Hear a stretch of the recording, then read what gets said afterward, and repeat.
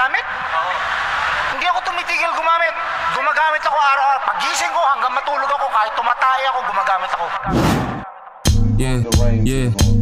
Huwag maniwala sa mga sabi-sabi, marami ang kokontra dyan sa tabi-tabi. Nagpalunod sa sistema na mapagkunwari, tulog sa umaga, gising sa gabi. Pagpatak ng dilim, walang kaba na gumagamit. Maawa sa sarili, wala sa kanilang isip. Masyadong nalulong kaya nagbago bigla ihip ng hangin ng kanilang buhay, puta sobrang init. Ang baduy ng mga tao, walang ibang hangad kundi gusto lang maglaho. Sarap mabuhay ng normal, bakit hindi magbago? Kapag natamaan ka, di ko na kasalanan, tol, sampal to sa mukha mo. Ang buhay ng tao ngayon pare ay paiksi, nagarapal sa kung ano-anong bagay na mainit na. May pera daw sa droga kaya tinutulak niya. Matutulak ka pa ba ng droga kapag huli na? Iba't ibang himay ang ginagalawan, lulubog, lilitaw yung masamang karakter niyan. Hindi na magtataka kung bakit lubog ang pangasa, bisyo, nagpakasasa at nagpakatanga. Ganyan ba talaga o nadala sa sistema? Paano ba naman sa ganyang tipo sila pumipera? Hindi ba maintindihan o sadyang kinaadikan? Sana mahanap kapayapaan sa pinasok na yan.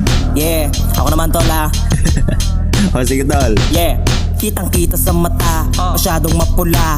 Lubugan ng pisngi, bakat na ang panga. Yan ang mga napala, kakadroga niya. Imbis na pambiling bigas, ipentikira pa. O diba lang hiya kung ano mapagtripan. Pagkatapos mong tumira, kakalikutin yung electric pan. Tas pagkatapos nyan, mulat ng 3 araw hanggang madaling araw.